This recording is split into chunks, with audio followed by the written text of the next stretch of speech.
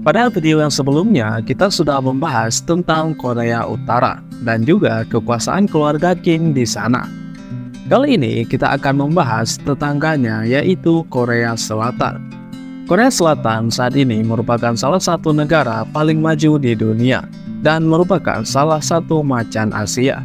Korea Selatan konsisten masuk dalam negara dengan ekonomi terbesar di dunia, terutama berkat sektor teknologi, otomotif, dan industri hiburannya. Perusahaan-perusahaan besar seperti Samsung, LG, dan Hyundai adalah contoh perusahaan teknologi yang dikenal di seluruh dunia dan berkontribusi besar terhadap pendapatan negara Korea Selatan. Selain itu, budaya Korea seperti K-pop dan K-drama telah populer ke seluruh dunia, yang mendatangkan pendapatan yang besar bagi negara. Korea Selatan juga memiliki indeks pembangunan manusia yang tinggi, yang menunjukkan kemajuan di bidang kesehatan, pendidikan, dan standar hidup yang lebih baik.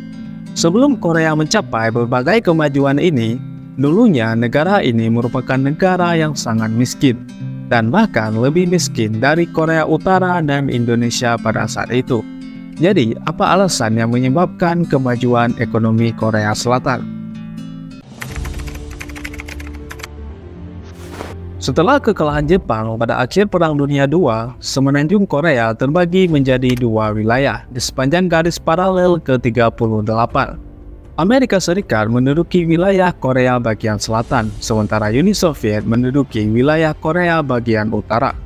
Korea Selatan merdeka pada 15 Agustus 1945, tepat 2 hari sebelum kemerdekaan Indonesia. Pada awal masa kemerdekaan, Korea Selatan memiliki tingkat kemiskinan yang sangat tinggi dengan pendapatan per kapita yang rendah dan banyaknya pengangguran. Banyak pabrik serta industri berada di wilayah utara, yang kini berada di bawah kekuasaan Korea Utara. Akibatnya, Korea Selatan yang miskin sumber daya dan kurang infrastruktur lebih tertinggal dari Korea Utara pada saat itu. Situasi di Korea Selatan semakin memburuk pada tahun 1950 ketika pecahnya Perang Korea. Perang ini menghancurkan kedua negara, menyebabkan jutaan orang tewas dan infrastruktur banyak yang hancur. Setelah Perang Korea, Korea Selatan menerima bantuan besar dari Amerika Serikat untuk membangun kembali ekonominya. Bantuan ini memberikan Korea Selatan sedikit dorongan untuk memulai pemulihan ekonomi, meskipun pada awalnya pertumbuhan ekonomi sangat lambat. Pada tahun 1960-an, ketika pemerintahan Korea Selatan di bawah Presiden Park Chung-hee mulai menerapkan kebijakan otoriter yang menekankan pada stabilitas politik dan juga pembangunan ekonomi. Ketika Park Chung-hee berkuasa, Korea Selatan masih menjadi negara miskin, dengan PDB per kapita sebesar 94 US dollar. Sementara Korea Utara diperkirakan telah melampaui 140 US dollar pada tahun 1959. Untuk mengangkat negaranya keluar dari kemiskinan, dia menetapkan rencana ekonomi berorientasi ekspor yang fokus kepada sektor industri yang memaksa para chaebol untuk bekerja sama. Chaebol sendiri adalah istilah yang merujuk pada kelompok konglomerat besar di Korea Selatan yang biasanya dimiliki dan dikendalikan oleh keluarga dengan struktur perusahaan yang sangat terintegrasi. Berkat dukungan pemerintah, para chaebol dapat mengembangkan produk-produk manufaktur yang sangat kompetitif di pasar global, seperti elektronik Samsung dan LG, dan otomotif Hyundai dan Kia. Selain itu, mereka juga berinvestasi besar-besaran dalam penelitian dan juga pengembangan, yang membantu Korea Selatan menjadi pemimpin global di bidang teknologi tinggi, khususnya dalam semikonduktor, elektronik, dan juga komunikasi. Misalnya, Samsung menjadi salah satu penghasil semikonduktor terbesar di dunia, dengan inovasinya yang berperan penting dalam revolusi digital. Berkat Park Chung-hee, Korea Selatan telah berubah dari negara agraris menjadi negara industri. Dan sekarang, sektor industri telah menguasai sekitar 35% dari PDB Korea Selatan dan menyumbang 25% dari lapangan kerja. Setelah Perang Korea, pemerintah Korea Selatan mengarahkan investasi ke pendidikan dasar agar seluruh warga bisa mendapatkan akses pendidikan. Pada tahun 1950-an dan tahun 1960-an, Tingkat literasi mulai meningkat pesat di Korea Selatan karena program wajib belajar. Pada awal 1970, tingkat kelulusan pada pendidikan wajib mencapai 100%, dan angka buta huruf nyaris 0% pada tahun 1997. Dan bahkan tingkat kelulusan pendidikan tinggi hampir mencapai 100% pada tahun yang sama. Dan budaya belajar di Korea Selatan sangat kompetitif yang menuntut mereka punya prestasi akademik yang tinggi. Di Korea Selatan, mengikuti bimbingan belajar atau bimbel adalah sesuatu yang sangat umum. Hampir semua siswa menghadiri kelas tambahan setelah jam sekolah berakhir. Tempat bimbel ini dalam bahasa Korea disebut sebagai Hallwon. Dalam program bimbel, siswa biasanya belajar di sana mulai dari pukul 5 sore sampai pukul 10 malam. Atau bahkan lebih larut lagi. Nah, berkat kerja keras dalam belajar ini menjadikan Korea Selatan sebagai salah satu negara dengan pendidikan terbaik di dunia. Dan pada tes PISA tahun 2018, Korea Selatan menempati posisi 5 yang menunjukkan pencapaian akademik siswa di tingkat internasional. Nah, budaya belajar yang keras ini bertujuan untuk memastikan para siswa di sana dapat lulus ujian masuk universitas. Dan universitas di Korea Selatan sendiri memiliki hubungan erat dengan industri. Banyak lulusan dari universitas di sana dapat langsung bekerja di perusahaan-perusahaan besar seperti Samsung, Hyundai, dan juga LG, yang memungkinkan mereka untuk menerapkan pengetahuan yang diperoleh selama pendidikan.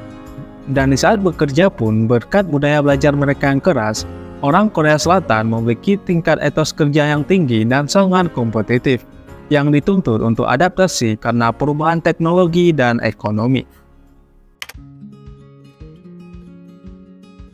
Korean Wave atau yang sering disebut dengan Hallyu adalah istilah yang digunakan untuk menggambarkan fenomena global penyebaran budaya populer Korea Selatan, termasuk musik, film, pakaian, makanan, dan juga gaya hidup.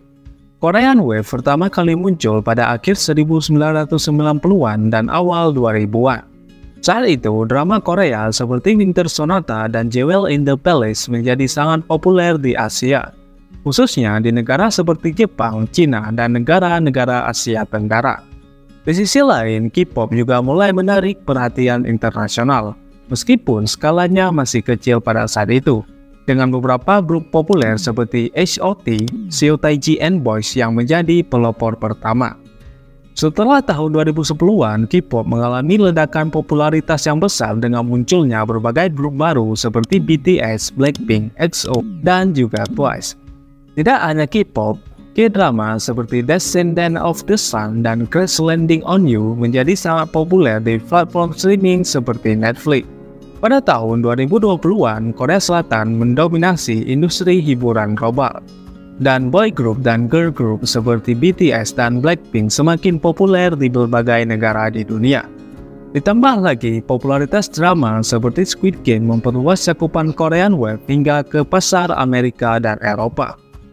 Nah, Korean Wave telah menyumbang banyak pendapatan besar bagi perekonomian Korea Selatan.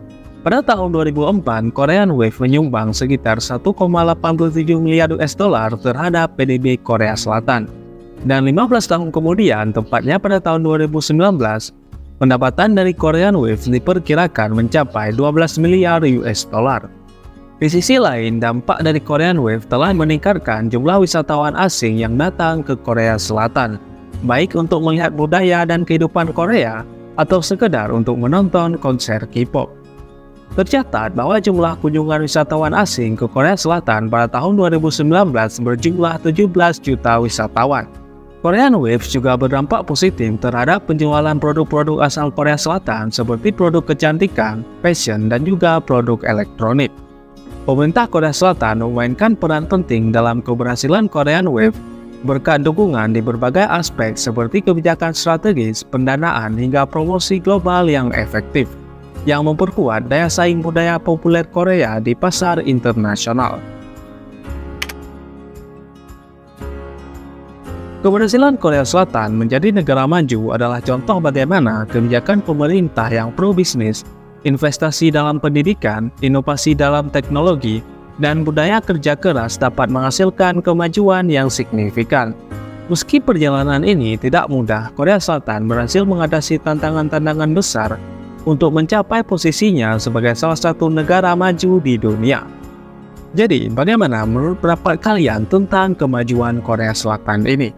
Silakan tulis pendapat kalian, dan terima kasih telah menonton video ini. Sampai jumpa di video selanjutnya, and see ya!